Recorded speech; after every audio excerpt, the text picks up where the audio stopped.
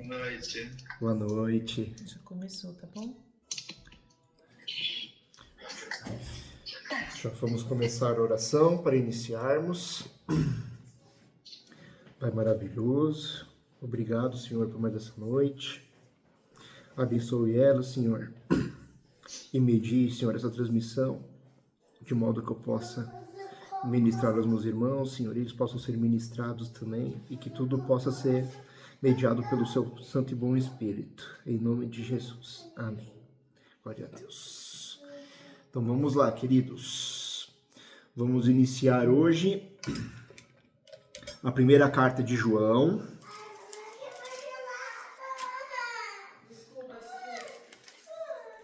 A primeira carta de João, irmãos, nós vamos para o capítulo 3. Nós vamos no versículo 6, irmãos. Então, 1 João, capítulo 3, versículo 6. Qualquer que permanece nele não pratica o pecado, qualquer que permanece em pecado não o viu, nem o conheceu. Então aqui João já está nos mostrando da necessidade que só estamos permanecendo no Evangelho, na graça, se estamos constantemente não praticando o pecado e tentando cada vez mais se desassociar de uma vida pecaminosa. Depois, no capítulo 4, ainda de 1 João, vamos a partir do versículo 8. Diz assim: aquele que não ama não conhece a Deus, porque Deus é amor. Deixa eu ver se alguém está com o microfone ligado. Mãe, precisa desligar seu microfone.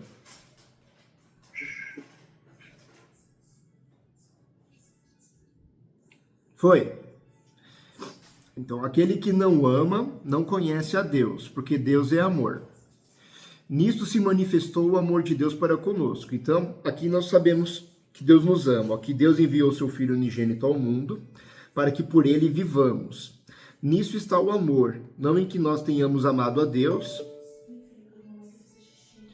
mas em que ele nos amou a nós e enviou seu Filho para a propiciação pelos nossos pecados. Então, o ato de amor de Deus é ele ter enviado Cristo para nos remir, primeiramente, e depois mostra que nós não amamos Deus primeiro, mas ele nos amou primeiramente. Como já foi falado muito no passado, ele nos amou sendo nós inimigos dele. E aí no 11, amados, se Deus assim nos amou, também nós devemos amar uns aos outros. Ninguém jamais viu a Deus. Se nos amamos uns aos outros, Deus está em nós e em nós é perfeito o seu amor. Então aquele que Cristo fala, né? Cristo no Novo Testamento,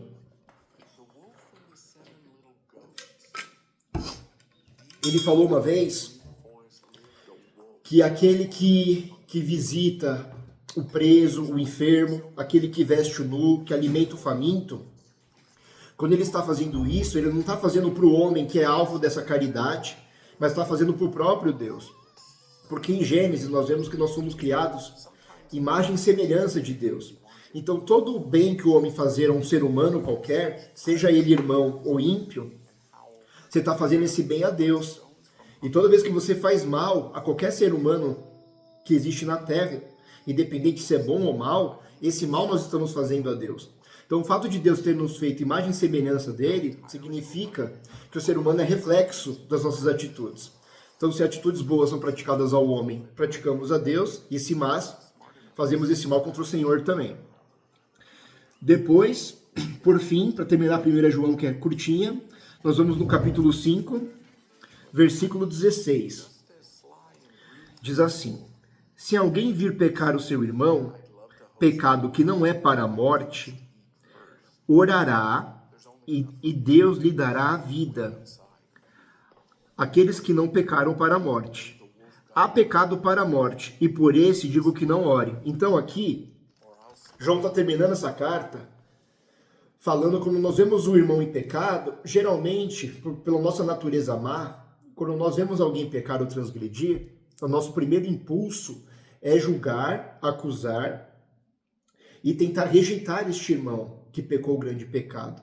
Mas a atitude aqui que João nos pede é que a gente, se possível, repreenda, mas se não conseguir repreender, ore para que ele se arrependa e que se converta dos seus pecados.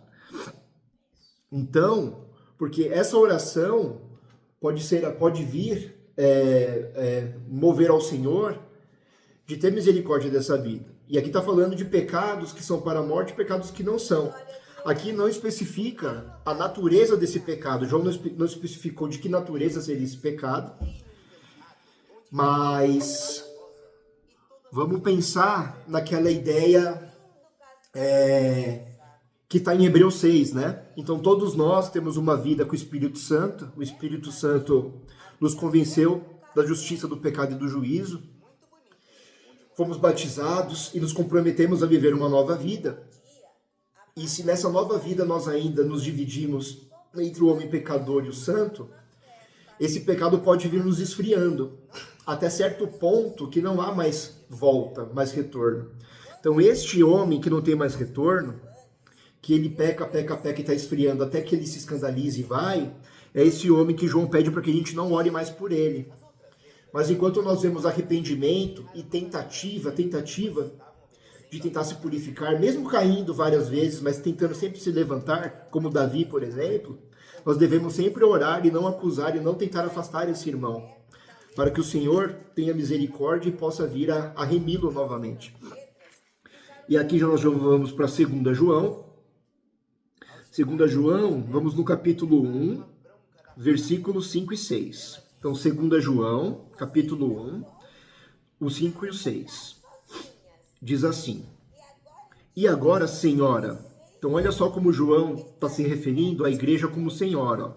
Rogo-te, não como se escrevesse um novo mandamento, mas aquele mesmo que desde o princípio tivemos, que nos amemos uns aos outros. Então João está exortando ao amor novamente. E o amor é este, que andemos segundo os seus mandamentos. Este é o mandamento, como já desde o princípio ouvistes, que andeis nele. Então, mais uma vez, né, desconstruindo aquelas teologias de que Deus é amor, então tudo é permitido. Está falando aqui que a definição de amor para Deus é que andemos segundo os seus mandamentos. Então, ele não vai nos aceitar se não seguirmos os mandamentos dele. Então, o Senhor, a definição de amor é obediência aos mandamentos do Senhor. Mais uma vez, lembrando vocês, irmãos, que não é essa obediência que vai nos trazer a salvação, mas ela vai testificar que a nossa fé no que Cristo fez é verdadeira e que nós verdadeiramente escutamos a Cristo. E aqui vem aquela figura de senhora, né?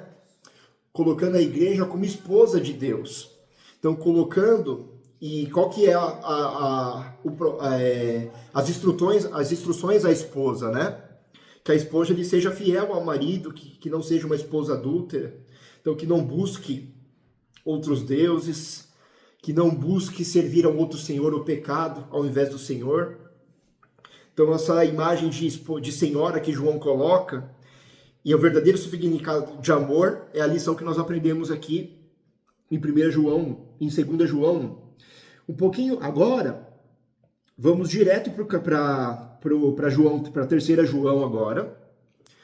Em 3 João, nós vamos pegar os versículos 9 e 10. Então, 3 João, 9 e 10. Aqui, João ele manda uma carta para o irmão, chamado Gaio. E no 9 e no 10, ele rejeita aqui uma obra de um irmão chamado Diótrefes. Então, diz assim, no versículo 9. Tenho escrito à igreja, mas Diótrefes, que procura ter entre eles o primado, não nos recebe. Então, João havia escrito cartas, e essas cartas estavam sendo rejeitadas por esse Diótrefes, porque ele almejava ser o pastor da vida daqueles irmãos, rejeitando os ensinamentos de João, como Paulo tentou muitas vezes enviar as cartas também. E aí no 10 diz assim: por isso, se eu for, trarei à memória as obras que ele faz. Então aqui isso é importante, ó. Então João, ele não ia cobertar esse pecado de Diótrefes, mas se ele estivesse pessoalmente lá, ele iria denunciar para que ninguém incorresse na mesma transgressão que Diótrefes, proferindo contra nós palavras maliciosas. E não contente com isto, não recebe os irmãos, e olha só, Então, além de não receber os irmãos, impede os que querem recebê-los e os lança fora da igreja. Então, esse Diótrefes era um cara grande na igreja, naquela comunidade. E ele estava servindo como obstáculo, tanto à instrução de um apóstolo que estava vindo de fora, e além de impedir essa instrução, ele falava aqui que ele impedia também que os outros recebessem. Então, é como se ele estivesse fechando as portas do evangelho para toda aquela comunidade, querendo ser ele o porta-voz. E aí vem aquele pensamento de um líder sectário, né? Aquele líder que isola a igreja do exterior para poder controlá-la. Então, devemos tomar muito cuidado com esse tipo de líder, né? E que se um dia o Senhor nos der de sermos líderes, que nós não sejamos líderes sectários, que fechemos o ouvido e os olhos das nossas ovelhas para todo o resto, né? E que sejamos sábios e prudentes de filtrar todo o conhecimento que chega na igreja, porque muitas coisas boas podem vir e podem nos ajudar a alimentar aquela igreja. Então, a posição do líder aqui não é vetar, não é censurar, é sim alertar, advertir, mas ter a sabedoria de filtrar tudo que entra e tudo que sai, para poder fazer um ecossistema saudável e não criar um ambiente sectário. 3 João, basicamente, é isso. Agora nós vamos para a carta curta de Judas. Então, esse Judas aqui, na semelhança de Tiago, é irmão, segundo a tradição, ele é o irmão do Senhor Jesus também, um dos irmãos de Cristo. E ele escreveu essa carta. Essa carta é muito parecida com a carta de Pedro, né? Onde ele coloca... Eu vou ler aqui os versículos 9 a 13, só para contextualizar, mas Pedro já falou algo muito parecido, mas só para reforçar. Então, Judas, vamos começar a partir do 9, ó. Mas o arcanjo Miguel, quando contendia com o diabo e disputava a respeito do corpo de Moisés, não ousou pronunciar juízo de maldição contra ele, mas disse: o Senhor te repreenda. Então aqui, está falando primeiramente de Miguel. Miguel está chamando ele de arcanjo, que seria aquele que está acima de todos os anjos. Então, na hierarquia, ele seria o principal anjo, e ele estava contendendo com o diabo. Na tradição, um diabo seria um querubim, ele seria um anjo de patente mais baixa do que Miguel. Ou seja, Miguel teria autoridade para repreender o diabo, se assim ele o quisesse, pela sua patente ser mais elevada. E eles disputavam a respeito do corpo de Moisés. Aqui não diz muito sobre o que seria essa discussão, mas a parte importante é essa daqui, ó. Ele não ousou pronunciar juízo de maldição contra ele, mas disse: o Senhor te repreenda. Então, embora Miguel tivesse autoridade para repreender, ele foi humilde o suficiente para deixar que o Senhor repreendesse o diabo e se submeteu a uma autoridade acima dele, que é a do Senhor. Então, ele não quis se colocar como o senhor do diabo, mesmo tendo uma patente mais alta, mas atribuiu ao Senhor essa autoridade. E aí no 10 continua. Estes, então Judas, ele estava falando contra uma comunidade, contra alguns, que faziam o oposto. Ó. Estes, porém, dizem mal do que não sabem, e naquilo que naturalmente conhecem, como animais racionais, se corrompem. Ai deles, porque entraram pelo caminho de Caim, para vocês lembrarem, é a inveja, né? Motivo pelo qual ele matou Abel, e foram levados pelo engano do prêmio de Balaão. Prêmio de Balaão são dois, né? Balaão, ele teve aquela ganância, né, do dinheiro de Baraque, né? Ele foi motivado pelos status, pelo dinheiro que Baraque o prometeu para ele lá amaldiçoar o povo. E Baraque também o Balaão também tinha um outro defeito, que foi que ele percebeu que o povo não teria como derrotar Israel, porque Deus era o seu Senhor e seu Rei. Então a única maneira de derrotar Israel era fazendo eles se afastarem do Senhor. Então Balaão ensinou a Baraque a tentar fazer os israelitas serem infiéis e procurarem outros deuses, assim acendendo a ira do Senhor contra Israel. Então o modo de derrotar Israel não é enfrentar ao Senhor, mas é fazer o seu povo pecar, para que eles se afastem do Senhor, porque o Senhor é santo. Então, pelo engano do prêmio de Balaão, e pereceram na contradição de Coré. Então, o que foi a contradição de Coré? Então, lembrem, no livro de Números, que Coré, Datã e Abirão, eles pertenciam a duas tribos de Israel diferentes, e eles não reconheceram a liderança de Moisés. Eles acreditaram que qualquer um poderia ser levantado e liderar o povo. E ali foi que o Senhor mostrou que Moisés era o profeta que ele tinha levantado e matou aqueles 3 homens. Então, Judas está tentando explicar aqui o seguinte: pessoas que não se submetem a autoridades. Então, às vezes, o Senhor levanta determinada pessoa por pastorado, por bispado, por episcopado. Essa pessoa cuida das ovelhas, e às vezes tem pessoas que negligenciam esse ministério e não se submetem e não obedecem à ordem desse pastor que foi levantado pelo Senhor. Mas o Senhor Jesus também dá uma instrução, que as suas ovelhas saberão escutar a sua voz. Então, nem todo pastor ali foi levantado por Deus. Então, a ovelha também precisa ser prudente. Eu acho que o apóstolo até colocou um vídeo, não sei se foi o apóstolo que colocou lá na Caris, de pessoas tentando imitar o som do pastor e as ovelhas não indo, e depois o verdadeiro pastor fez um comando e as ovelhas vieram. Então, cabe às ovelhas também perceberem que se o pastor realmente veio da parte de Deus, se ela tem as marcas de Cristo, ou se ela não tem. Então a ovelha tem esse papel também, só que a ovelha reconhecendo que esse pastor veio da parte de Deus, a ovelha deveria se submeter e dar ouvidos às palavras desse pastor que está cuidando delas. É o que Judas está tentando ensinar aqui. A mesma coisa de Miguel. Miguel, ele foi levantado como arcanjo.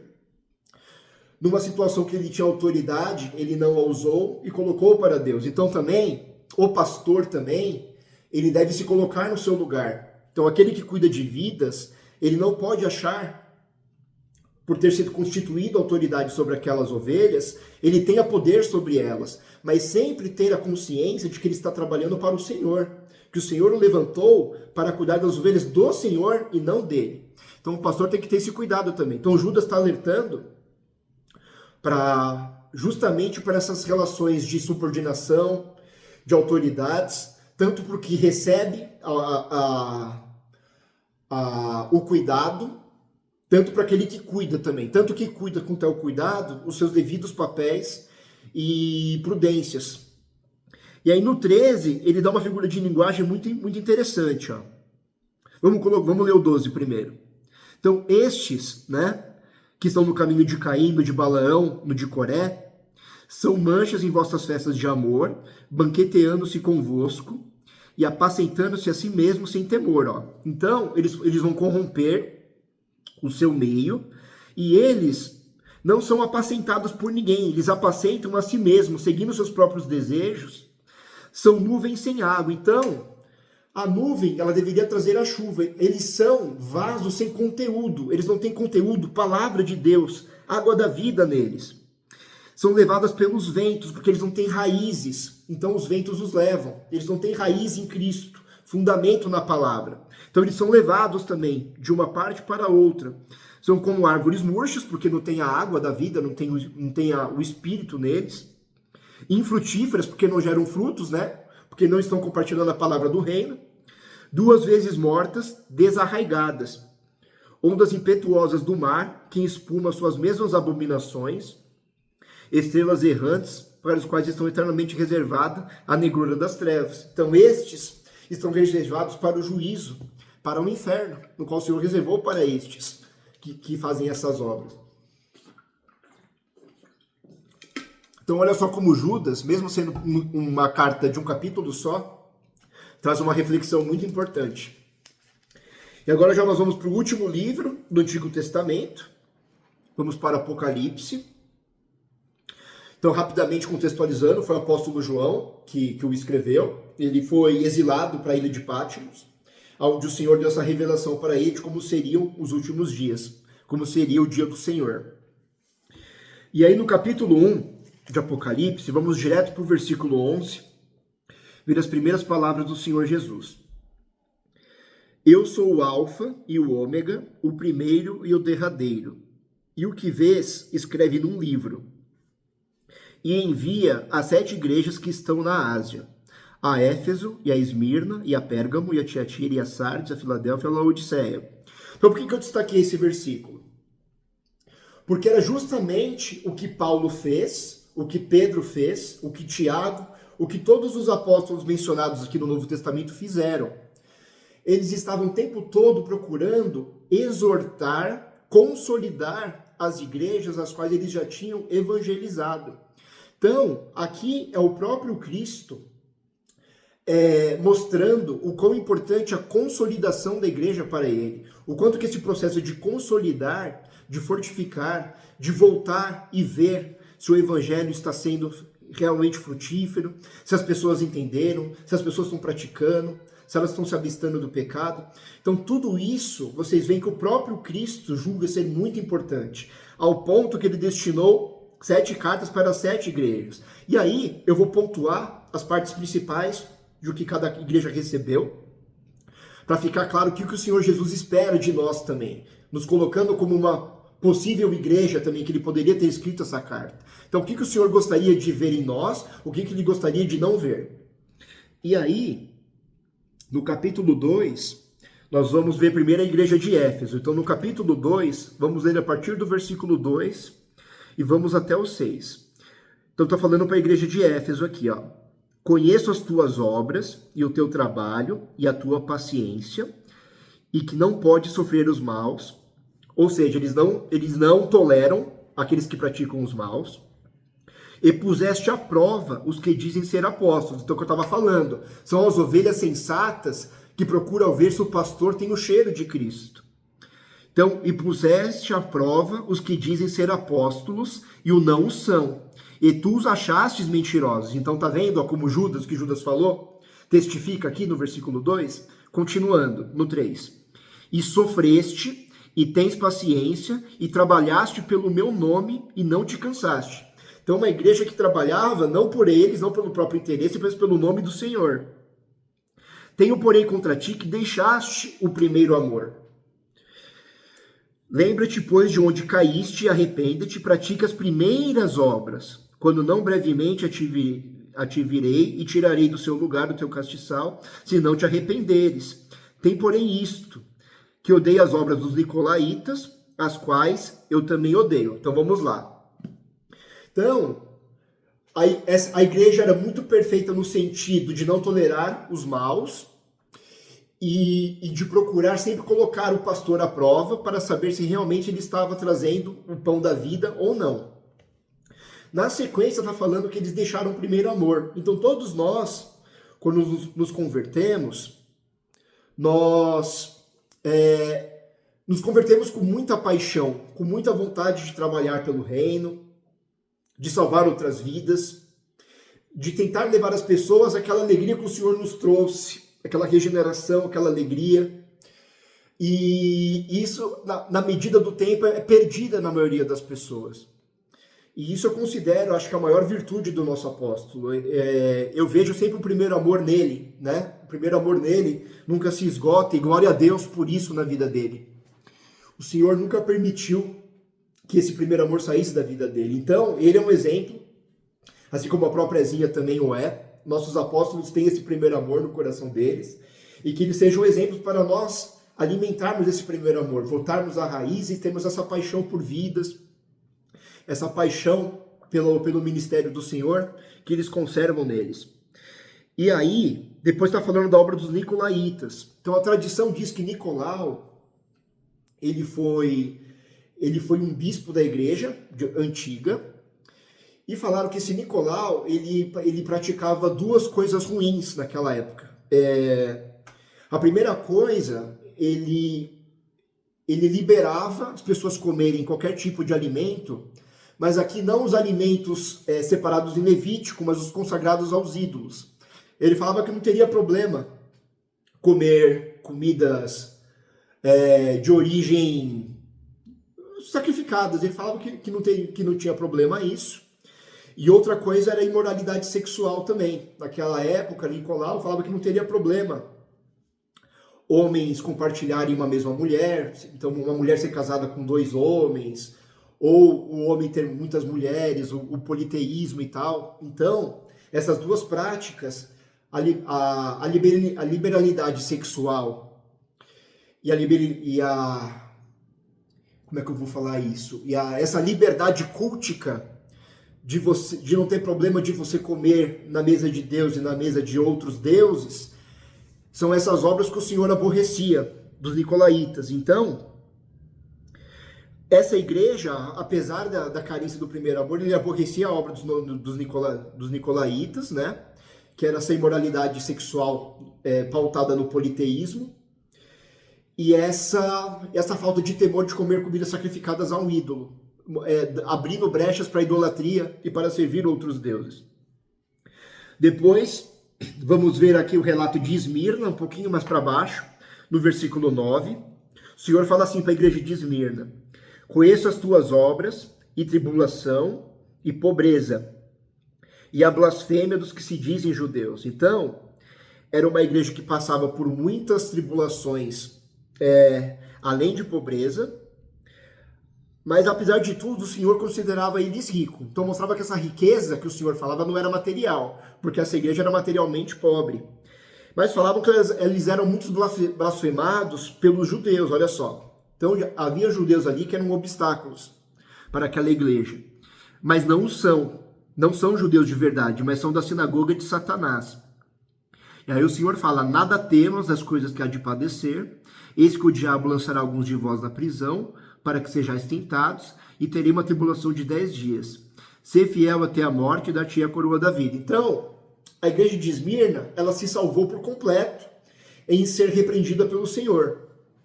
Na verdade, ali o Senhor só os exortou, só os encorajou a persistirem, porque Satanás viria para perturbá-los, para levar irmãos cativos.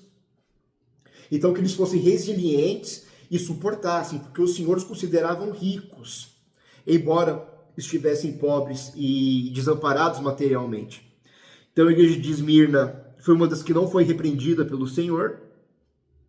Depois nós vamos para Pérgamo, ainda no capítulo 2, vamos a partir do 13 até o 15.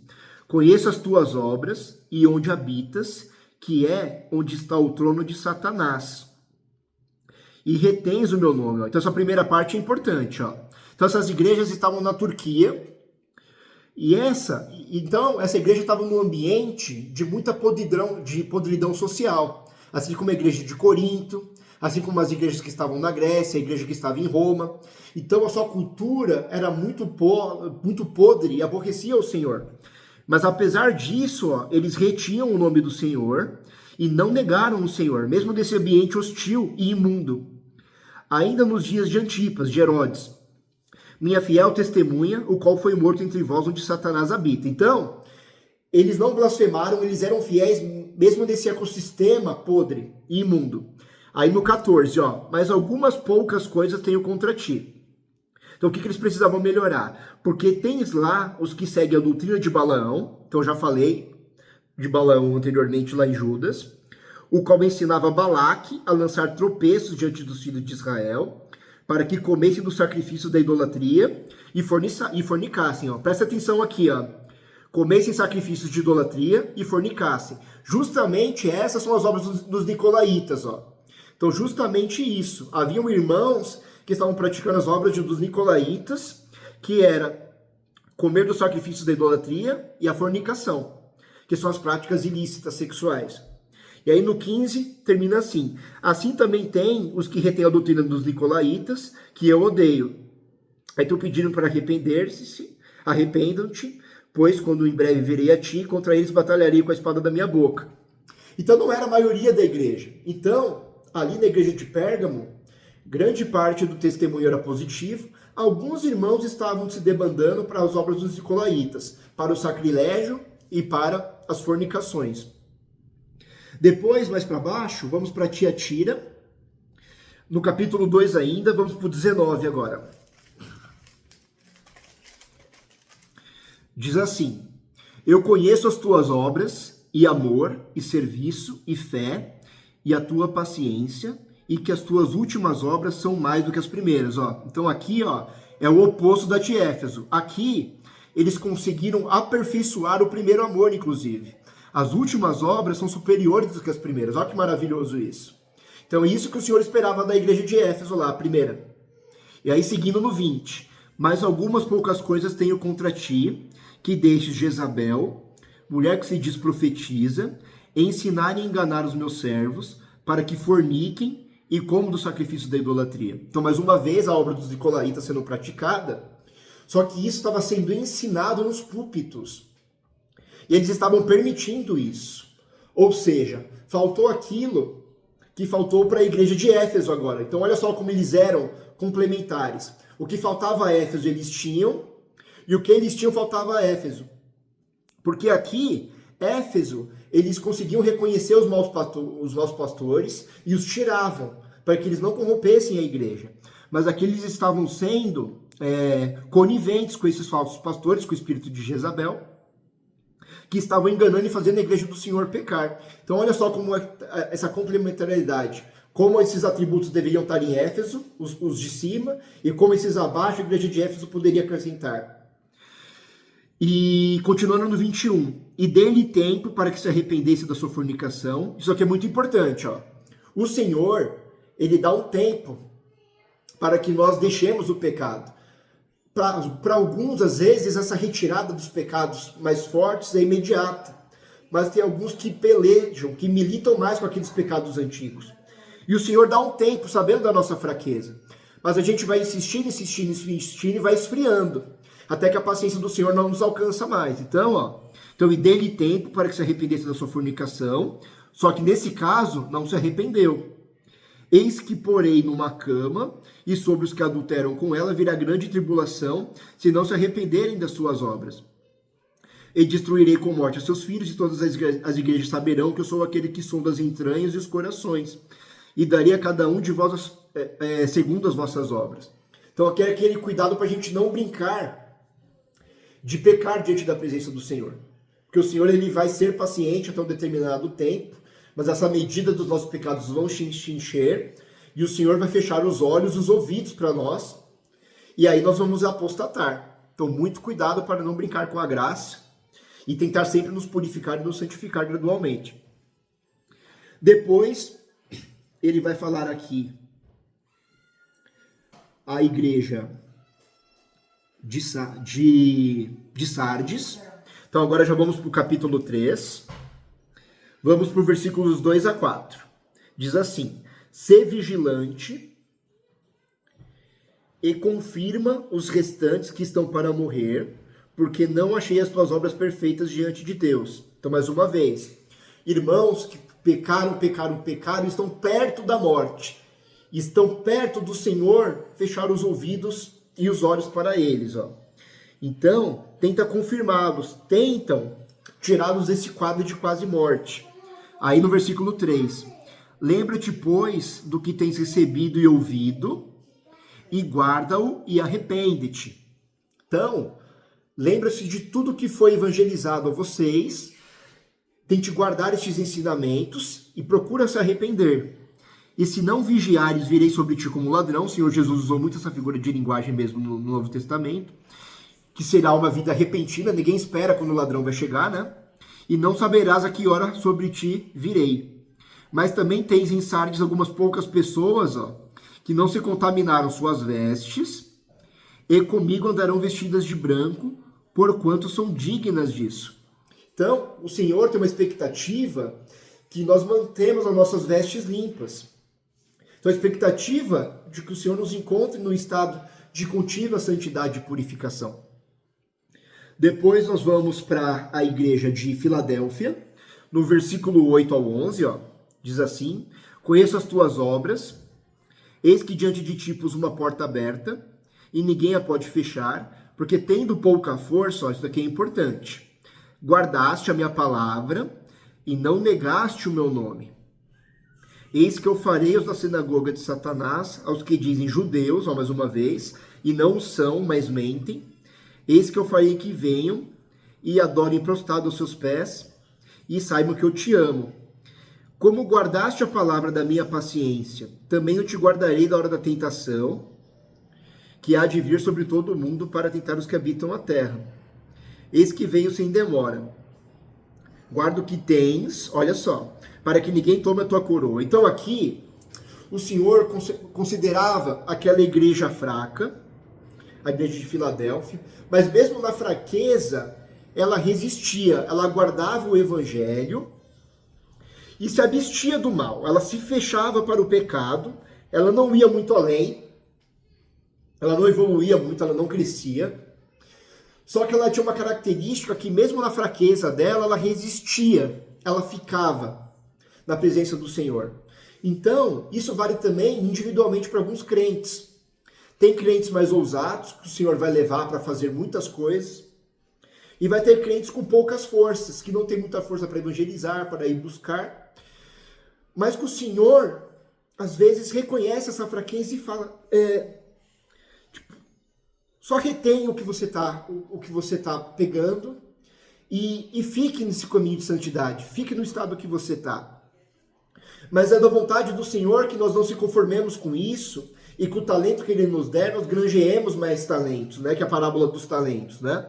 Não é para nos conformarmos e nos julgarmos fracos e que nós não tenhamos condições de fazer a obra do Senhor. Não é para nós não nos apanarmos a isso.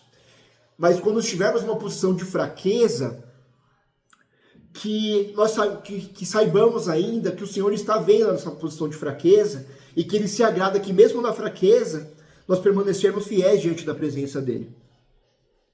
E depois Ele vai falar para a igreja de Laodiceia, ainda no capítulo 3, no versículo 15, o seguinte: conheço as tuas obras, que nem és frio, ó, aqui é muito importante, nem quente. Quem dera fosses frio ou quente. Então aqui, o Senhor, Ele não gosta do meio termo. Ele prefere que o pecador seja pecador. Então, se você pratica pecado, seja verdadeiro. Fala que peca mesmo, peco mesmo, não tem problema. Agora, se você fala que mudou e se regenerou, permaneça no caminho da regeneração. Mas o caminho do meio, aquele que transita dos dois lados, olha só o que o Senhor vai falar para ele, ó. No 16, assim porque és morno, e não és frio nem quente, vomitar-te-ei da minha boca. Então o Senhor, Ele abomina mais o morno do que o frio. O frio o Senhor respeita mais, porque o frio está sendo sincero na sua frieza, pelo menos. Pelo menos Ele reconhece que é um pecador, que Ele pratica as iniquidades, e Ele não é um hipócrita como os fariseus eram, e que o Senhor Jesus aborreceu. Perdendo a cabeça ali em Mateus 23, onde o Senhor dá aquele sermão nos fariseus, por conta da hipocrisia deles. Então, muito cuidado para não sermos mornos. No 17 diz assim: como dizes, rico sou, e estou enriquecido, e de nada tenho falta, e não sabes que és um desgraçado, e miserável, pobre, cego e nu? Então aqui, são aquelas pessoas que acham que estão plenas, perfeitas, pode ser tanto em termos de atributos pessoais, como em termos de materialidade, de poder aquisitivo. Então, isso não significa nada para o Senhor. Essa pessoa que bate no peito e se autoafirma, o Senhor considera nada mais como um desgraçado, miserável, pobre, cego e nu. E aí vem o conselho: aconselho-te que de mim compres ouro provado no fogo. Ó. Então, não é para você correr atrás da matéria que se corrompe, aquela matéria que o Senhor Jesus, que ladrão, mini rouba. O Senhor está aconselhando que eles comprem ouro provado dele, do Senhor, que aquele ouro, ó, provado no fogo, para que te enriqueças, e roupas brancas para que te vistas, e não apareça a vergonha da tua nudez. Então, esse ouro que o Senhor prova no fogo é buscar justamente embranquecer as suas vestes, tentar pedir ao Senhor os verdadeiros bens celestiais, a capacidade de você adquirir aquela sabedoria de Provérbios e Eclesiastes, de você poder se apartar do mal e escolher o bem. Então é isso que o Senhor fala, é esse ouro que você deve vir, e aí o fogo provará esse ouro e irá purificá-lo. E aí, você buscando esses bens celestiais, você vai se aperfeiçoando, o fogo virá, que são as adversidades, aquilo que poderia fazer você se escandalizar e abandonar o Senhor, mas como você criou raízes na palavra e obedece às palavras do Senhor, você vai resistir a esse fogo. Aí esse fogo vai purificar as suas vestes e você vai cada vez mais em direção à santificação plena, até que o Senhor volte. Olha só que maravilhoso essa instrução que o Senhor Jesus dá à igreja de Laodiceia. Então até aqui o sentido já ficou legal. E agora já vamos para o capítulo 4. Então aqui foram os ditos do Senhor para as 7 igrejas. E aí no capítulo 4, eu vou resumir, porque senão vai ter muita coisa. No capítulo 4 vai ter uma visão do eterno, de Deus, do seu trono, sendo adorado pelos anjos, e a figura dos 24 anciãos, que a tradição acredita que sejam os 12 apóstolos, e as 12 tribos, né? Não sabemos de que forma isso será representado. Mas o importante aqui é ver a majestade de Deus, né? Como todos se voltam para o Senhor e o adoram. E aí no capítulo 5, eu pontuei os versículos 9 e 10, que diz assim: e cantavam um novo cântico, então Apocalipse 5, 9 e 10. E cantavam um novo cântico, então esses 12 anciãos, esses 24 anciãos, cantavam esse cântico aqui, ó. Digno és de tomar o livro, tá falando do Cordeiro, que é Cristo, o Messias, de abrir os seus selos, e olha por que ele é digno. Porque foste morto, e com o teu sangue nos compraste para Deus, de toda a tribo, e língua, e povo, e nação. E para o nosso Deus nos fizeste reis e sacerdotes, e reinaremos sobre a terra. Então esse cântico dos 24 anciãos, eles reconhecem que Cristo é o único digno de abrir os livros, né? Os selos dos livros, que nós veremos mais à frente, por conta que ele morreu por todos nós, e nos remiu, e nos trouxe novamente aos caminhos e na presença do Pai. Então mostra a dignidade de Cristo pelo seu sacrifício. Ele foi o único que passou por isso, e por isso ele é digno de abrir os selos. Depois, por fim, o capítulo 6, o versículo 9 ao 11, é uma parte importante que todo crente pensa o tempo todo, é um pensamento que sempre se passa na cabeça do crente, ó, que é a seguinte. Então, Apocalipse 6, versículos 9 ao 11, ó, diz assim: e havendo aberto o 5º selo, vi debaixo do altar as almas dos que foram mortos, por amor da palavra de Deus e por amor do testemunho que deram. Ou seja, pessoas que foram mortas por amor a Deus. E aí, o que essas pessoas estavam fazendo? Ó? E clamavam com grande voz, dizendo: até quando, ó verdadeiro e santo dominador, não julgas e vingas o nosso sangue dos que habitam sobre a terra? E foram dadas a cada um compridas vestes brancas. Então essa foi a resposta, ó. E foi-lhes dito que repousassem ainda um pouco de tempo, até que também se completasse o número de seus conservos, os quais nós estamos buscando ser, e seus irmãos, que haviam de ser mortos como eles foram. Então, é uma coisa muito recorrente nos nossos dias, nós vemos os ímpios, às vezes, sejam bem-sucedidos, e às vezes o crente é atribulado, então às vezes o crente se dá mal e o ímpio se dá bem. Então isso acontece até no outro plano espiritual, aonde a esses que foram mortos em nome do Senhor ainda anseiam essa justiça. Mas eles foram pacificados aqui. Foram dados vestes brancas e falaram, certamente, aguardem mais um pouco, porque assim como vocês foram salvos e já estão com as vestes brancas, existem mais gente, mais povo meu ainda, a ser resgatado.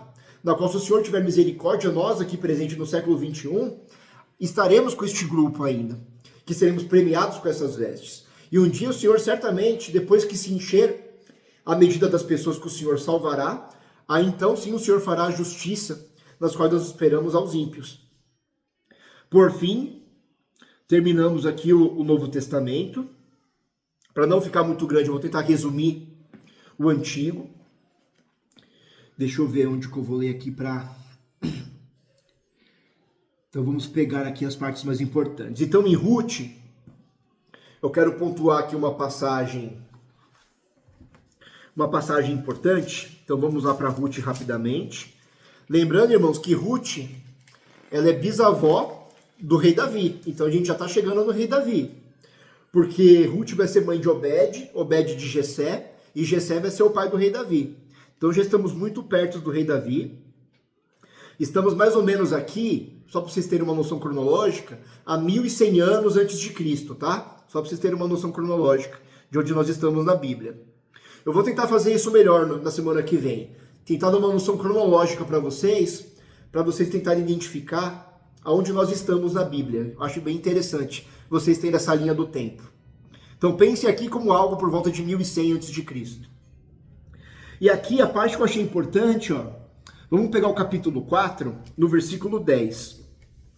Diz assim: e de que também tomo por mulher a Ruth, a Moabita, que foi mulher de Malom, para suscitar o nome do falecido sobre a sua herança, para que o nome do falecido não seja desarraigado dentre os seus irmãos e da porta do seu lugar, disso sois hoje testemunhas. Então, por que eu estou destacando essa passagem? Vamos fazer um resumo bem rápido. Então, Ruth era uma moabita, ela não era uma judia, ela não era uma hebreia, ela era do povo de Moabe, descendente de Ló. E ela ficou viúva, assim como a sua sogra, e por amor à sogra, ela deixou a terra natal dela, sua parentela, e foi morar em Israel, servindo ao Senhor, e não aos deuses de Moabe. E ali ela conheceu Boaz, que era um homem muito bom e justo.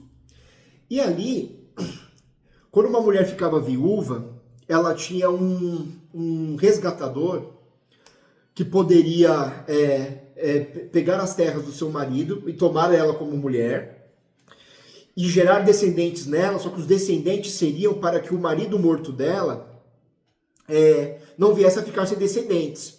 Então, só vocês lembrarem de Judá. Vamos lembrar lá dos filhos de Judá. Judá, ele teve 3 filhos, né? Os filhos se casaram. O filho mais velho se casou com Tamar. E aí, eles eram muito maus, os filhos, né? Esse primeiro filho de Judá morreu. E aí, qual que era a lei daquela época? O irmão, ele tinha que casar com a esposa do irmão que morreu e deveria gerar descendência nessa mulher, só que o descendente não seria filho desse homem, mas seria filho do irmão que morreu. Então você teria por obrigação gerar descendência para o seu irmão, para que o nome do seu irmão não morresse, para que a descendência do seu irmão não desaparecesse. Isso era muito importante. E ali, os filhos de Judá foram perversos e não quiseram suscitar descendência, porque eles coabitavam com Tamar, só que eles ejaculavam fora, então eles não queriam suscitar descendência, faziam o que era mal, e aqui Boaz fez justamente o oposto, né? Ele decidiu tomar Ruth como mulher e gerar a descendência do marido morto, né? Para que não se perdesse a descendência daquele homem, mostrando que Boaz era um homem obediente aos princípios, leis e estatutos do Senhor. Então eu quis pontuar essa parte, que eu achei importante, esse contraste da desobediência dos filhos de Judá para a obediência de Boaz. Boaz que estaria na genealogia de Cristo com a própria Ruth, né? Onde eles gerariam a Obed, que seria o avô de Davi.